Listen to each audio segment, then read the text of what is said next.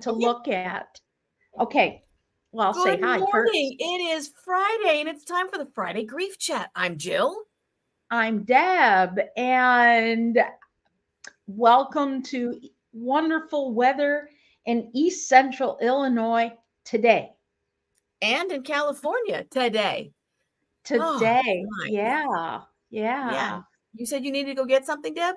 I was, but it's okay if I don't. Okay. I received I need to give a review about this children's book on grief. Oh, So I no. hadn't read it yet, and I was gonna look through it while we were here, and I said, nah, we have other things to talk about. We always And have things to talk we about, and our always have viewers things. always have things to talk about if they want to pop them in. Yeah, exactly. You know, one type of grief because I was in court this week in Hmm. supporting my family. I was originally going to testify, and that let's just talk about estrangement in families. And families and friends, it's really important. Yeah, yeah. That's been the theme this week. That yes, exactly. And that kind of grief, and some of our listening audience knows, Daryl and I have been through that with estrangement from children at different times, and an estrangement from grandchildren that uh, so many times, um, the way the child was treated, they are fearful, like almost weirdly, what I would say weirdly, overly sensitive that their children will be treated like that.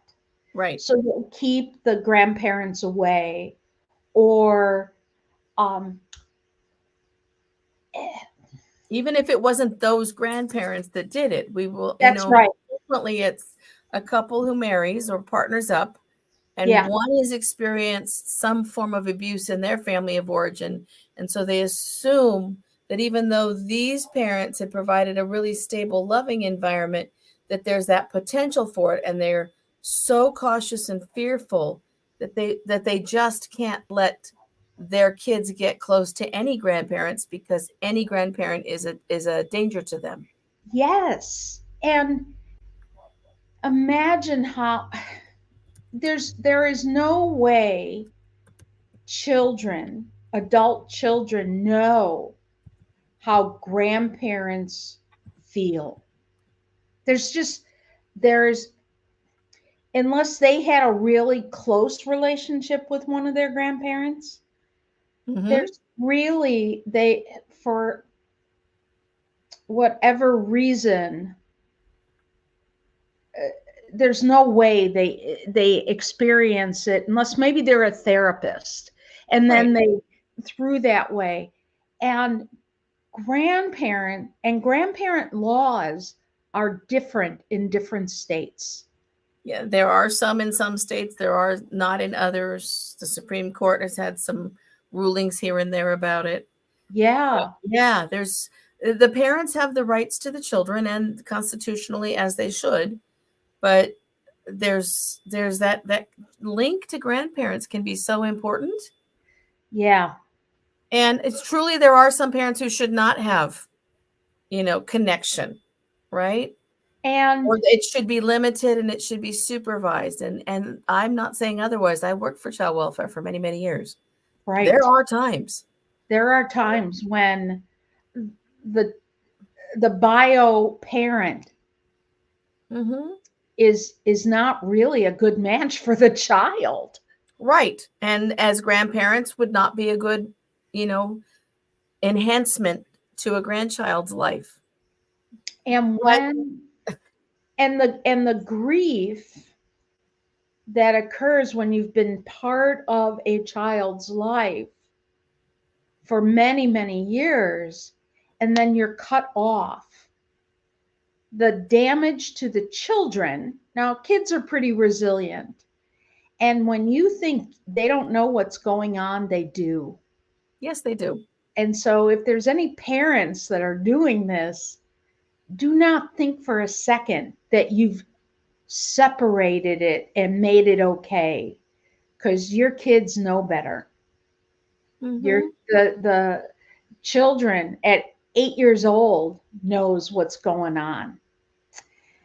Yeah, and Any the estrangement is such it's a grief that doesn't, I mean, estrangement is a word for it, but it doesn't have the profoundness of, parent to grandparent to grandchild, parent to their adult parent, yes, siblings who yes, separate for whatever reason, friends, longtime friendships. I know right. a therapist who's in a very large group and has been very open about the fact that they've severed a relationship with another long-term dear friend for I don't know what reason.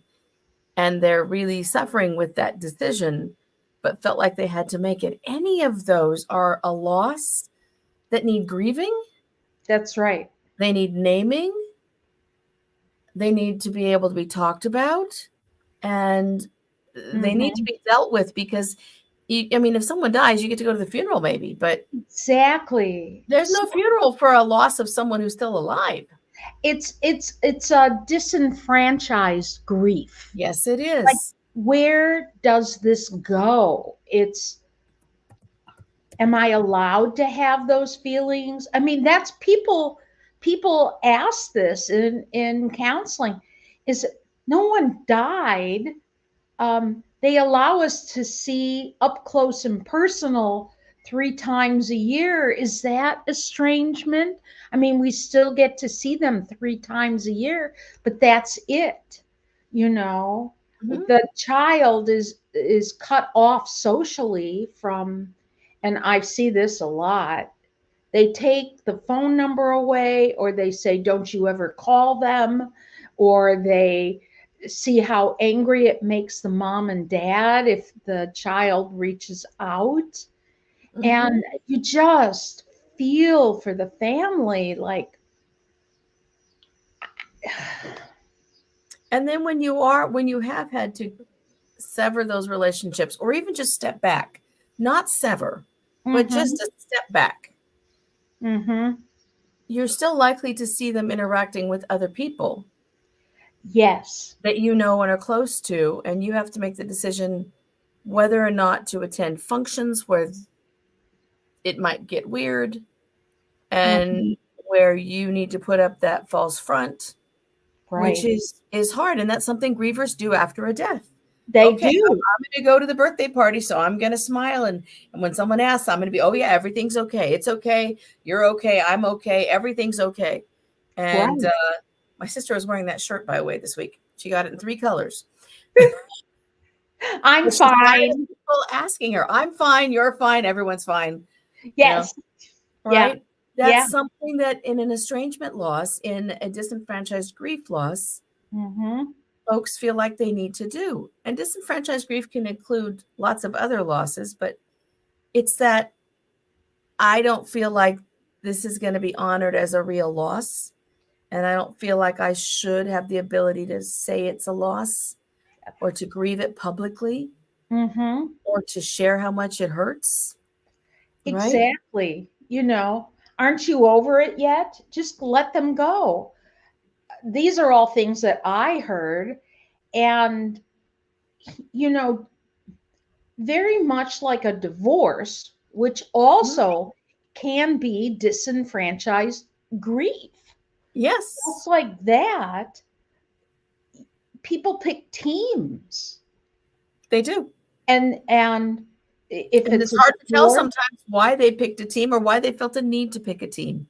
that's right. Why they felt, or because one side of the family says you always side with your blood family, and the other side says, what if it's the blood family that's uh, causing the What if drama. we just supported both parties? Yeah, what if we Best of just our support- ability, right? Yeah, It's like when exactly. you go to a funeral or a memorial service and folks cluster around one side but not the other. Everyone needs support when there's a loss.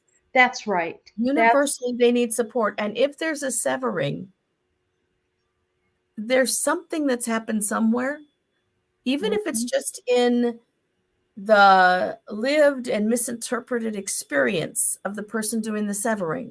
Mm-hmm. That's One right. thing that therapists frequently see, especially if there are kids who are multiple ages, like they have one set and then there's 10 years and then two more show up. They have completely different childhoods. They don't grow up together. They don't have the same experience. And if childhood was tough for each set tends to presume that they had it worse than the other set. Exactly. And it causes this conflict. And it's so hard. I explained it's never just one thing. No. Chances are people have been holding on resentments Mm-hmm. for years. Mm-hmm. And when something happens, just because you don't talk about it doesn't mean you don't feel it. As in divorce couples, and what they're really feeling. And then all of a sudden, one thing happens and they pin it all on that when it's been going on for years. You know? The same thing may happen with adult adoptees, because for whatever reason that they were adopted, it shows up, and then they have a need at some point to locate, to connect to their family of origin, which is a perfectly normal thing to want to do. Exactly. Where do I get my hands from? Where did the cheekbones and the eyes come from? Mm-hmm. Who do I look like in this planet? Mm-hmm. For the adoptive parents, that can feel very scary. For other children in the family who are not adopted from the same family as that adoptee, that can feel like you're not being loyal, and there's disloyalty stuff, and that can cause disenfranchised grief for both sides. For both sides, exactly. And it needs to be talked about, because if the family of origin is a safe family to be connected to, mm-hmm. then that enhances one's life, and it enhances the whole family tree. But we have to give that space to figure that out without creating more grief. Exactly. Without having being fearful that you're going to lose. Right. I have above me, oops, wrong side. That side. There you go. There's an and right there. And before I start, Sharon, thank you for chiming in there. Yes. That I have an and. So many times it's me versus them, or we versus them. It's we and them. Mm-hmm. To say you have a family unit is we and them. Even when there is differentiation or whatever, it's we and them. So it is. Yeah. And a lot of times this disenfranchised grief also comes up after a death loss, where someone is grieving one way and someone else thinks they should grieve another way, or there's why we're finding out things about the person who died now, and so now there's all kinds of other emotions coming up. When someone dies, the secrets do tend to come tumbling out. Oh my goodness. I was in probate court the other day for my mom's estate, and it's simple and not complicated, and it's just the three of us, and I'm representing. And the judge said, "So your siblings are in line?" I said, "Absolutely. Here are their letters. This is going to be easy. We're going to get along." I listened to three other attorneys representing adult children who were fighting and came from different branches of the family and a cousin, and clearly they couldn't even speak to one another anymore. Absolutely. Because of money and because of things they found out. Dad had a different family on the side, or mom was actually burned to a different family, and so now that family wanted the complications that showed up in court were phenomenal, and the disenfranchised grief and the severing of relationships that had taken place. And I watched that judge with people on camera as well as people in court, and like turning their backs to each other and not speaking to one another. And they used to spend Christmas or Hanukkah together, right? They used to do Seder dinners together. Not a chance. Not a chance. And it's so sad because there's that, as Sharon said, there are layers. And if we can peel the layers back, we can get back to, where did we start from? And what's the real nexus? And that's why I keep that up there. And to our listening audience, when you say, I love you, but, and I keep moving my fingers. I don't know where it is, but not but, and using the word and instead of but. But while it can connect things, mostly negates the first sentence. Right.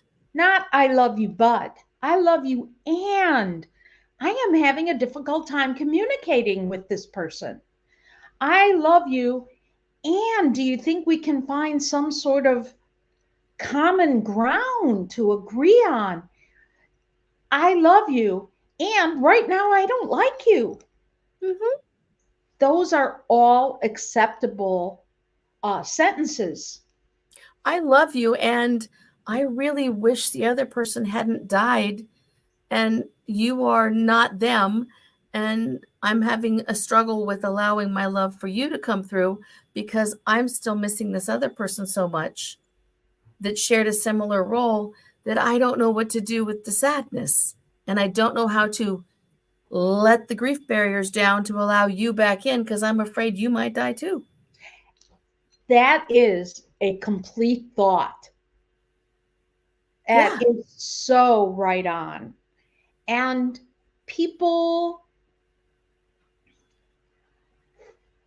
many people think it's either this or that. Either you're sad or you're happy. Listening audience, whenever you listen, you can be sad and happy at the same time. Or if there's a split second delayed, yes, that's what you are. And that is okay. It's perfectly acceptable. And it's normal. Yes. I spent a good portion of yesterday morning reassuring folks what you are experiencing sucks, and it's normal, and we'll get through it, and you'll eventually be able to let those barriers down and let others back in that you're protecting yourself from because of other losses. And you can recreate new ties to people. Mm-hmm. Right? It's possible to do that. Yeah. It's entirely possible. You can have well, let me just back up and say, Jill, I really appreciated what you said, because sometimes people are so protective of their feelings because they're so sad, they're so hurt that so-and-so left, that they just are not able to invite somebody else in. Or in the case of step parenting, maybe one person in the family is it feels like torture to the new wife, and so she doesn't know where to be or how to be, because no matter where she turns, she's going to be wrong in the family. And what a burden to have that on that new wife or that new husband. And they're comparing that new husband to the old husband that really was abusive or something. You know what I mean? Just Right. because other family members didn't see it. You know, things were so well hidden. It is very confusing. I Mhm. like what Steve says. The family unit can break down when one member feels they're not getting enough attention by invalidating the grief that one is going through. It's like, well, you just get over it. What's wrong with you? Right. And I'm like, what's wrong with me? How do we help people with this stuff, Deb? You use the word and. You ask trusted people, am I crazy? Yeah. The other thing that A I find, reality check. a reality check, yes. Mhm. So reality checks using the word and, um, getting a therapist. Getting someone Give professional to you, listen to you.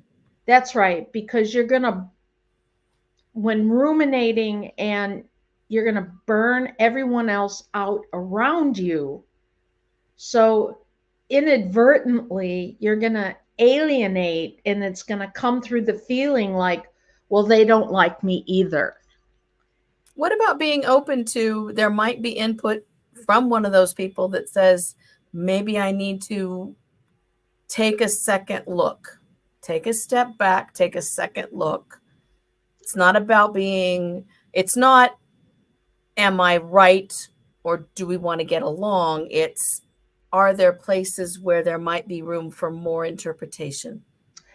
And is it important enough for me to do that, that I be open to making those shifts in thought process? You know, Jill,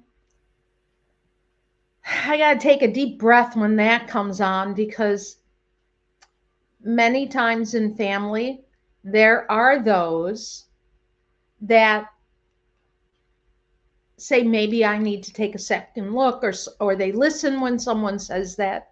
And then there are those family members That don't. that that don't. So Right. now that's the question. They are not going to change. Mhm. So Or you then see a little bit of a change and you get hopeful and you jump all in. Maybe we can pull this disenfranchisement back. We can reconnect. And then they come right back through with deep down who they really are and where their personality sits. And there isn't space for that healing to happen. what I say to people, when you choose healing, the other people aren't choosing healing. But when you choose healing, that ekes out sideways. Mm-hmm. Keep choosing healing For yourself. for yourself and for your children, if you have children. Because how much energy are you putting into maintaining if estrangement or disenfranchised grief is causing you to ruminate and give energy to, if you are renting space in your head to Mm-hmm. maintaining anger and resentment and old hurts that are 1, 3, 5, 40 years old, how much is that disrupting your new life that you have recreated after this, whatever this is? Mm-hmm. How much energy do you want to feed into it? That's exactly what Steve, he says, dealing with irrational feelings is exhausting. Steve, I'm going to change one word of that. Um, Dealing with others' feelings is exhausting. And it's rational to them, even if I don't understand the other person's feelings.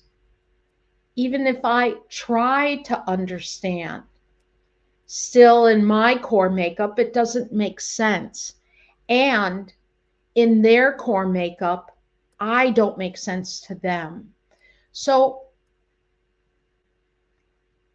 when a person is ready, they can minimize for their own mental health how much they put into a relationship. And even if it's we'll call one the aggressor, even if it's the aggressor that says, well, I'm just not going to have anything else to do with them. Notice my change in voice. Then, little bit on the petty side. Really? Look at everybody. I'm human. When they say they're not going to have anything else, even if they're the ones not looking within, it's not always a bad thing. Right. And ignorance, and I don't mean someone's an ignoramus. Without education, people stay ignorant. That is across the board. Without experience, people stay ignorant. And if that person never learns to listen to someone else's point of view, ever learns, they probably haven't learned to listen to their child's point of view. They probably haven't learned to listen to their spouse or partner's point of view. They probably didn't really listen to their parents' point of view, and they're going to choose to stay ignorant. They use a filter that doesn't allow them to join. Take care of yourselves. Always heal for yourself. Don't heal for, I'm going to heal in spite of them. Heal for the love of you. I'm going to heal, and I'm going to hope that at some point they can too. Yes, exactly. That is I have found the more peaceful view. Even no matter what we went through this past week, I said, let's keep the focus on the child. And as I said to relatives, you heal. You need to heal with this. And there are no easy answers. And you have to wait for judge answers. And you have to wait for this. You heal. And never forget, even though you are estranged from this child, that child will not forget the love that you gave them all these years. And you have to remind the adults in a situation, children do not forget love. And they don't forget hate either. They hold on to those memories because they're core memories. They're core memories. Let me bring up one other disenfranchised loss that we've watched this week, and that is all those in Florida and in Georgia and in South Carolina that were hit by an out of control, irrational hurricane that stayed way the heck too strong for way too long. There are people who've lost their communities. There are communities who've lost their identity. There are communities that are cut off from basically mainland, except for little tenuous roads.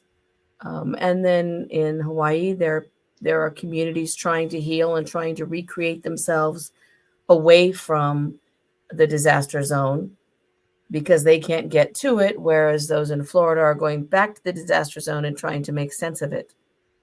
And both of them are disenfranchised grief experiences that those who haven't been through it have a really hard time understanding. That's right. That's right. As Jill and I talk about disenfranchised grief basically means it's not a death. As I learned, bereavement is for a death, a body. that which grief happens across the board. Bereavement specifically has to do with bodies, Which is whether why they both start with B. pardon. Which is why they both start with B. Yes, be with a body. I never looked at it that way, Jill. Very You're good. welcome. And that can be a pet body or a loved one body or even a disliked body, but it's a body. And disenfranchised means it doesn't have to do with bodies. That's why it's disenfranchised. It's not tangible. Right. It can be secondary to there having been a body. Yes. Absolutely. Yeah. So our hearts, I can speak for Deb, go out to all of those who are in disaster zones or related to disaster zones or trying to cope with disaster zones right now. We know that you're in a really tough spot. Deb has had tornadoes nearby her many times. I've been through hurricanes. They're not much fun. So we're thinking of you, and we hope that you are finding people to reach out to. Yes. And to get support and not trying to do this on your own. Trying to be strong in a disaster is just too freaking exhausting. You need to be able to reach out and ask for help, even if it's from miles away. Yes. Yes. And once again, if any people out there are feeling alone or lonely, you can contact Jill and I, and we certainly have resources between us to help you move through this and integrate. I just learned that this particular mudra, like this, is called the Hakini mudra, and it helps with wisdom and integration. Oh, we need integration when we're dealing with grief, don't we? We do. That's exactly right. So that's how we put our hands together. Put your hands out and show us how. So folks, our hands are flat out. And then come together your fingertips. Touching fingertips. And sort of make a tent. I know I can see you through here, but a bit of a tent. And that is called the Hakini mudra. And do the emotions and the feelings go inside the tent? Yes. To be integrated or dispersed. To contain them and let them go where they need to go? Yes. Very well said. I like that. So as we end today's show, is we take a deep breath in and blow out feelings into the tent and let them be integrated and go where the energy needs to go. Breath in, breath out. And there's more to this. I'll do it again next week. But just let the integration of confusion and love and resentment and grief, let it out. And then just breathe. Now let's take our hands again, wrap it around your thumb, and push it against your chest with compassion. Give yourself that moment and give it to those around you. Because if you're hurting, somebody else is too. Absolutely. You're not alone. We hope you all have a good holiday weekend. Please be safe. Please watch out for drivers who are not being as careful as we are. Take good care of yourselves, and we'll see you back next week for another edition of the Friday Grief Chat, which you can also find online. Bye, everybody. Bye, everyone.